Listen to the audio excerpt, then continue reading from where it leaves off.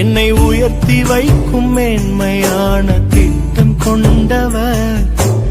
என்ன வந்தாலும் ஏது வந்தாலும் தொடரச் செய்தவர்.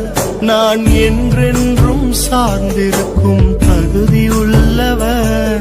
உம்மை நம்பிடுவேன், உம்மை பின்தொடர்வேன், இறுதி வரை உம்மை சேவிப்பேன். உங்க அழைப்பு இருந்ததால நான் அழிந்து போகவில்லை.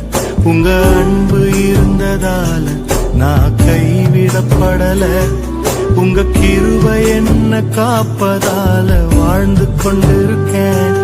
உங்க அன்பிற்கு நிகரே